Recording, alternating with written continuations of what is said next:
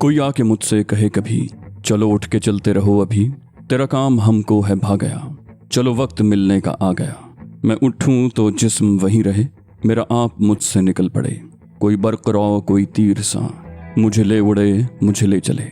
मैं यहाँ से बिल्कुल हूँ थक गया, ऐ मेरे खुदा ऐ मेरे खुदा। अली की नज़्म भेजने पर आयशा का जवाब आया, जूते मारूंगी मैं, साथ लेकर जाना मुझे भी। अली ने लिखा, अच्छा काम करने दो। आयशा का मैसेज आया, नज़्म तो तुमने ऐसी लिखी है जैसे कैंसर का आखिरी स्टेज चल रहा हो। अली ने लिखा, नहीं, दूरी का पहला हफ्ता। वो बोली, वैसे मैं रो पड़ी तो वापस आना पड़ेगा। अली ने कहा, अरे मैंने हल निकाल लिया है, कुछ दिनों की बात है, अल्हम्दुलिल्लाह। आयशा ने लिखा, अल्हम्दुलिल्लाह। अली ने कहा, अल्लाह हाफिज। अब तक अली कितनी मरतबा अरशद भाई के घर जा चुका था। कुछ कॉलम कुछ मज़ामीन के अलावा कोई भी और काम उसे नहीं दिया गया था। जैसा वो सोच रहा था उसके बरक्स अभी तक कोई फिल्मी सीन नहीं हुआ था। मैसेज आता था कि आज तुम्हारी भाभी ने बिरयानी पकाई है, आ जाओ। फिर सब उनके घर पहुंच जाते। उसके बाद खाना होता, खाने के बाद कभी लॉन में क्रिकेट, कभी सबके साथ कॉफ़ी, फिर सब घर चले जाते। ये इस बात का इशारा होता था कि अगले दिन बीच क्लब में एक मखसूस वक्त पर वेटर उनको अखबार ला कर देगा। उस अखबार को घर लाकर एक खास रोशनी में देखने में कुछ हुरूफ उभर जाया करते थे। इस तरह सबको पता चल जाता था कि आने वाले हफ्ते में उन्हें क्या करना है। अली के अलावा इस टीम में और लोग भी थे, जिनमें से दो के मुताल्लिक अली ये जान गया था कि वो उसी की तरह नए हैं। शायद छोटे मोटे काम करवा कर वो सबको जांचना चाहते थे। खुद अली ने नोट किया था कि उसके मोहल्ले में 2 फकीरों का इजाफा हो गया है। एक फूल वाला उसके घर के सामने लाजिमन रुकता है, कहता है, ले लो भाभी को दे देना। और ये सब कुछ उसके लिए खौफ से ज्यादा दिलचस्पी का बायस था। मगर आज कुछ नया हुआ था। आज भाभी ने मजे की बिरयानी की बजाय हलीम बनाया था। अली ने 9mm के चैम्बर पर नजर डाली। पिछली सीट के नीचे रखी हुई राइफल को देखा। गो के चलाने की नौबत नहीं आई थी, मगर आ तो सकती थी। उस तरफ से मुतमईन होकर वो अरशद भाई के घर की तरफ चल पड़ा। घर के करीब पहुंचकर दरवाजे के सामने गाड़ी रोकी। चौकीदार बाहर खड़ा हुआ था। अली ने चौकीदार से पूछा, क्या हुआ, आज भाभी नाराज हैं क्या? जिसका मतलब था कि अंदर कोई खतरे वाली बात तो नहीं है। चौकीदार ने कहा, नहीं साहब, वो नाराज नहीं हैं, मगर बिरयानी पका पका के थक गई हैं। अली ने सोचा, यानी आज कोई अहम काम मिलने वाला है। चौकीदार लंबा चौड़ा और भारी भरकम जिस्म का मालिक था। उसकी बड़ी सब्ज आंखें, गोरी रंगत और कत्थई जुल्फें जो शानों को छू रही थीं, उसको शुमाली इलाके के किसी गांव का बासी करार देती थीं। मुजक्कर को मौनस और मौनस को मुजक्कर कहने की आदत उसके बयान की मासूमियत में इजाफा कर देती। आंखों में उकाबों की सी चमक थी। हर बात करने से पहले तमहीद के तौर पर बड़ी बड़ी मूंछों को ऐसे ताव देता जैसे उसके बगैर बात अधूरी रह जाएगी। अली ने गली में पार्क हुई गाड़ियों पर नजर डाली तो उसको अंदाजा हुआ कि असलम और शाहिद अंदर ही थे और हारिस नहीं आया था। अली, असलम, शाहिद, अरशद भाई, उनकी बेगम और चौकीदार, ये वो लोग थे जो टीम का हिस्सा थे। अली ने चौकीदार से पूछा, यार वली, हारिस कहाँ रह गया? वो बोला, साहब आता ही होगा, आप अंदर चलें। अली अंदर दाखिल हुआ। लॉन में अरशद भाई खड़े इंतजार कर रहे थे। हलीम खाओगे? वो इस तरह बोले जैसे चाहते हों कि अली मना कर दे। अली ने कहा, जी मैं तो बिरयानी के चक्कर में आता हूँ, हलीम तो आपको मालूम ही है कि घर में कभी अच्छा नहीं बनता। बेगम अरशद बोली, जाओ फिर, आज घर का खाना नहीं मिलेगा, बाहर से खाओ। अरशद भाई ने मुस्कुरा कर कहा, आइडिया बुरा नहीं है, चलो सब ही चलो, मेरी गाड़ी में चलते हैं। सब एक साथ बोले, जरूर जरूर। अली ने पलट कर कहा, मगर पैसे आप ही देंगे? शाहिद बोला, अखबार में लिखने वाले सहाफ़ी होते भी गरीब ही हैं। असलम बोला, तो इस बार पैसे हमारे अमीर दोस्त शाहिद भाई देंगे। अरशद भाई ने हंसते हुए कहा, अरे मैं दूंगा पैसे, मगर हारिस को आने दो। अली ने कहा, अरे उसे वहीं बुला लेंगे, मैं व्हाट्सएप पर लोकेशन भेज दूंगा। अरशद साहब हिचकिचाए, बोले, नहीं नहीं, साथ ही चलेंगे। अली कुछ समझ कर खामोश हो गया। थोड़ी देर में हारिस आ गया और सब उस जगह चल पड़े जहां बहरहाल कुछ शुरू होने वाला था। अरशद भाई ने हारिस से पूछा, तुम कहाँ रह गए थे रास्ते में? हारिस ने हंसते हुए कहा, बस यूं समझ लें कि बाइक पंक्चर होने वाला बहाना पुराना हो गया है, अब कोई और समझ में नहीं आ रहा। हारिस एक शोख हंसमुख नौजवान था। अंदाजो आदात से लापरवाही झलकती थी। एक शरीर सी मुस्कुराहट हमेशा उसके चेहरे पर छाई रहती थी। इस टीम जिसमें अली को सभी फौजी से लगते थे, हारिस वो वाहिद शख्स था जिसका अंदाज उमूमी सा था। जुम्मे समेत हर दिन कसी हुई जीन्स की पैंट और चुस्त कमीज में नजर आता। हल्की बड़ी हुई शेव और बिखरे हुए बाल उसकी लापरवाह तबीयत की दलालत करते। बात करते करते अपने बाजुओं की मछलियों को ऐसे टटोलता जैसे उसे ये बाजू बहुत पसंद हों। असलम ने सवाल किया, अरशद भाई हम कहाँ जा रहे हैं? वो बोले, यार किसी अच्छे से रेस्टोरेंट में चलेंगे। सब समझ गए कि वो कुछ बताना नहीं चाह रहे। अली ने लुकमा लगाया। भाई मुझे तो ये इत्मीनान है कि पैसे अपनी जेब से नहीं देने पड़ेंगे। वो सब एक गेस्ट हाउस प्लस रेस्टोरेंट के पास आकर रुक गए। ये शहर की मशहूर शाहरा के नजदीक एक सर्विस रोड पर वाक़े मुतवस्सित तबके के लिए बनाया गया गेस्ट हाउस था। अरशद भाई ने गाड़ी रोकी तो तेजी से एक बावर्दी मुलाजिम सामने आ गया। मुलाजिम ने पूछा, सर वैले सर्विस? अरशद साहब बोले, जी बिल्कुल, मगर पहले ये पता करके बताएं कि फैमिली स्पेस है या नहीं। वैले बोला, सर खाली है, अंदर तशरीफ ले जाएं। वो चाबी लेकर पीछे हटता हुआ बोला। सब अंदर आ गए। यहाँ छोटे छोटे फैमिली रूम्स बने हुए थे जिनके दरवाजे बाहर की जानिब खुलते थे। अरशद साहब ने कहा, बैठो।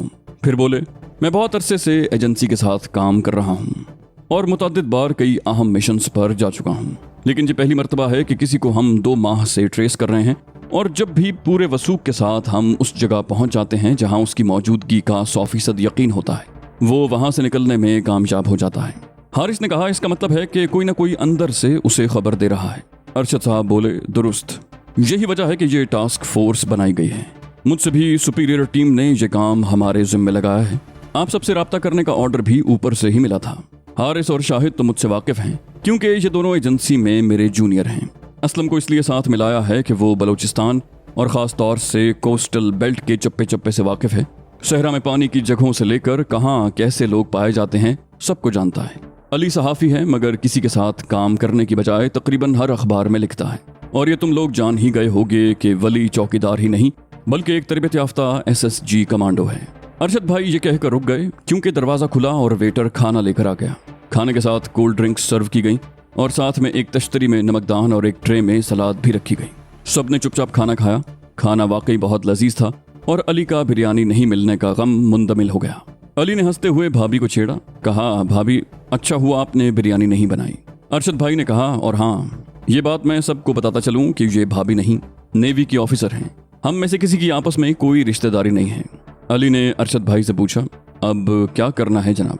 वो बोले, ये शख्स हमारी मुसद्दिका इत्तलात के मुताबिक हमसाया मुल्क का एजेंट और ऑफिसर है। उसका काम बलूचिस्तान के मुखालिफ गिरोहों के साथ मिलकर दहशतगर्दी करना है, किसी शाहरा के पुल पर धमाका करना हो, चीनियों को अगवा करना हो, हर जगह उसकी मौजूदगी का पता चलता है। अली ने कहा, लेकिन ये इल्म आखिर एजेंसियों को होता किस तरह है?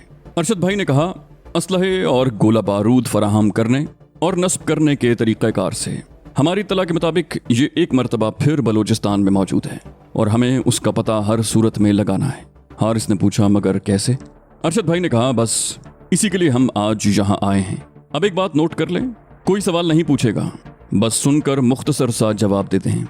ये कहकर उन्होंने नमकदान को हल्का सा दबा दिया। एक हल्की सी आवाज़ आई, सब मौजूद हैं अरशद? अरशद भाई ने जवाब दिया, जी सर। फिर आवाज़ आई, अली बैठा है? वो बोले, जी सर। आवाज़ आई, अली तुम इस टीम को लीड करोगे। 3-4 गिरोहों पर हमें शक है कि वो एजेंट उनके पास पनाह लिए हुए हैं। तुम एक मीडिया रिपोर्टिंग टीम का रूप धारोगे, उसकी मनसूबाबंदी तुम अपने हिसाब से करोगे। अपने कनेक्शंस के जरिए वहां के सरदारों से अपॉइंटमेंट हासिल करो। जहां मुश्किल दरपेश हो अरशद को बताओ। क्या तुम समझ गए? उसके बाद आवाज़ आना बंद हो गई। अली ने जवाब दिया, जी ये काम ज़्यादा मुश्किल नहीं। एक मरतबा फिर आवाज़ आई, इस काम को और भी आसान बनाने के लिए असलम से अपने रूट और रिहाइश का मशवरा ज़रूर कर लेना। अली ने कहा, जी बेहतर। फिर कहा गया, अरशद तुम इन सब की हिफाजत के जिम्मेदार हो। जिस जगह महसूस हो कि अली का कोई फैसला गलत है तो इसे रोको, मगर बाकी काम अली पर छोड़ दो। अरशद भाई ने कहा, मेरा ख्याल है सर कि वो कुछ कहना चाहते थे मगर एक लाल बत्ती रोशन हुई जिसका मतलब ये था कि हर किस्म का सिलसिला मुनक़ता हो चुका है। हारिस ने अरशद भाई से कहा, क्या आप इन साहब से मिले हैं? अरशद भाई ने कहा, नहीं। जब से हमारी इन्फॉर्मेशन लीक होना शुरू हुई है तब से सिर्फ यहाँ पर ही बात की जा सकती है, या एक और नंबर है जिस पर कॉल रिकॉर्ड होती है। मेरा अंदाजा है कि ये कुछ ऐसे बड़े ऑफिसर हैं जिनको लोअर स्टाफ नहीं जानता। मेरा ख्याल है कि शायद हमारे घर में भी कोई ऐसी खुफिया डिवाइस हो जिसकी आवाज़ कहीं और भी सुनी जा सकती है। ये सुनकर अली ने कहा, अच्छा वाह, अब मज़ा आना शुरू हुआ है। शाहिद ने तड़ाक से जवाब दिया, जब गोलियां चल रही होंगी तो और भी मज़ा आएगा। अली ने कहा, इसमें ऐसी खौफ की क्या बात है? या हम मर जाएंगे या जिंदा रहेंगे। अरशद भाई मुस्कुराते हुए बोले, क्यों, क्या कोई पीछे रोने वाला नहीं है? अली ने सफाई से बात घुमाते हुए कहा, इस दुनिया में आपके आगे पीछे सिर्फ हंसने वाले लोग होते हैं। हारिस ने टोका, चले भाई चलते हैं, मुझे अभी और भी काम है। अली ने कहा, हाँ मुझे भी एक कॉलम लिखना है। और वो लोग बिल अदा करके गाड़ी में सवार हो गए। अरशद भाई के घर निकलते वक्त चौकीदार वली ने अली से कहा था कि साहब हमारा एक छोटा भाई है, अगर आप मुनासिब समझें तो उसको अपने घर पर चौकीदार रखवा लें। जिसका मतलब ये था कि घर वालों का तहफ़्फ़ुज़ ज़रूरी है। अगर कोई ऐसा है तो उसका पता बता दें ताकि उसकी हिफाजत का इंतजाम किया जा सके। मगर कुछ बातें ऐसी थीं जो अली किसी को बताने के लिए तैयार नहीं था। इसलिए उसने कहा कि वली मेरी जान, मेरा घर तो अक्सर खाली ही रहता है, मैंने कोई माल भी नहीं बनाया, किस चीज की चौकीदारी करेगा वो। फिर भी उसे एहसास था कि एक रिश्ता ऐसा भी है जिसकी हिफाजत जरूरी है।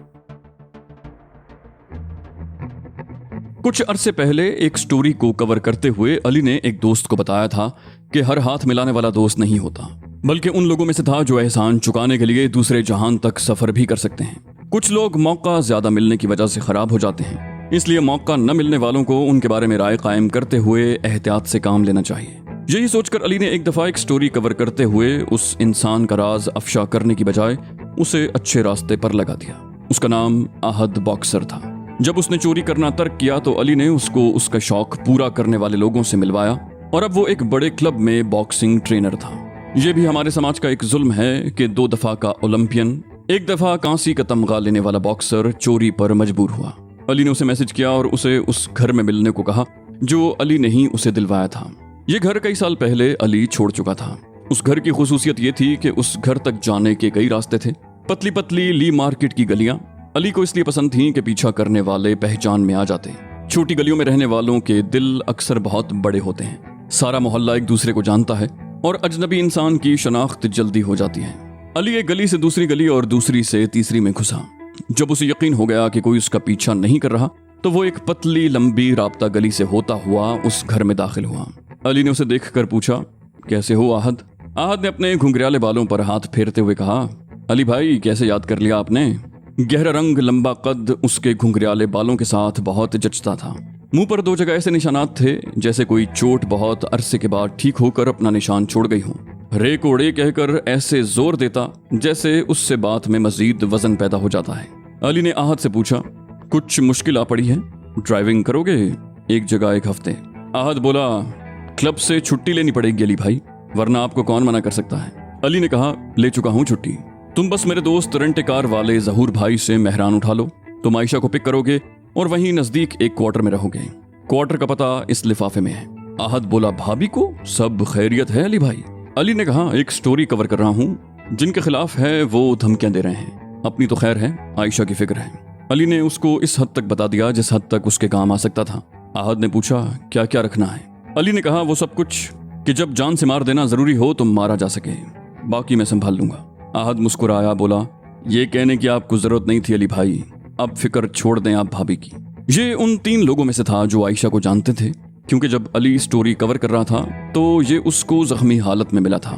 अली जानता था जो गोली उसके जिस्म के अंदर है वो भी किसी मुजरिम ही की है और जो गन वो पकड़े हुए था वो भी गैर कानूनी थी। अली उसको इसी घर में ले आया था जहां वो आज उससे मिलने आया था और आयशा ने ही उसका इलाज किया था, कुछ नाकाफी सामान के साथ। अली ने कहा, तो बस ठीक है, कल से तुम्हें उसके हॉस्पिटल वालों ने ड्राइवर बनाकर भेजा है, तुम समझ गए? वो बोला, समझ गया। फिर अली अपने घर की जानिब चल दिया। घर पहुंचकर उसे ख्याल आया कि ये बातें आयशा को भी बतानी जरूरी है। अली ने कहा, कल से तुम्हें हॉस्पिटल वालों ने ड्राइवर और गाड़ी दी है, तुम समझ गई? उसका जवाब आया, नहीं, घर आकर समझाओ। अली ने कहा, नहीं, अब तुम आओगी घर कुछ दिन में। वो बोली, आग लगाने आऊंगी उस घर को जिसमें मैं आ ही नहीं पा रही। अली ने कहा, आग तो लग ही जाएगी बाल खुलते ही। वो बोली, शायर हो रहे हो, क्या काफी दिन बात नहीं करोगे? अली ने कहा, हाँ, और उसके बाद काफी दिन तुमसे ही बात करूंगा। बोली, मैं मुंह तोड़ दूंगी, उसके बाद सारी जिंदगी बोलो? अली ने कहा, तुम एक बार तोड़ ही दो। बोली, आयशा ने कहा, बोलो जो कहा है मैंने। अली ने पूछा, वो क्या? आयशा ने कहा, वही जो मैंने कहा है। अली ने कहा, मेरा मुंह तोड़ दोगी ये बोलूं? नहीं नहीं यार। आयशा बोली, अल्लाह हाफिज। अली ने कहा, अरे अरे इंशाल्लाह सारी जिंदगी तुमसे ही बात करूंगा। वो बोली, पहले तो समझ नहीं आ रहा था, अब कैसे कहा? वो बोला, दिल से। आयशा ने कहा, अच्छा चलें अब जाएं, वो शायद शर्मा गई थी, अल्लाह हाफिज। ये लिखकर अली ने फोन रख दिया। जान की उसे कभी परवाह नहीं रही थी। जिस मुल्क में सच लिखना जिहाद फी सबीलिल्लाह जितना मुश्किल बना दिया जाए, वहाँ के अहले सुखन हुजूम दर हुजूम दरबारों का ही रुख करते हैं, और वो चंद पागल जो इस दौर में आमियाना रविश से इख्तिलाफ करके जालिम को जालिम लिख देते हैं, उनकी जान को हमेशा खतरा ही रहता है। मगर ये अली के लिए कोई खास बात नहीं थी। खास बात तो ये थी कि अब अली के साथ एक और नाजुक सा रिश्ता मुंसलिक हो चुका था, जिसकी हिफाजत सच बोलने जितनी ही जरूरी थी।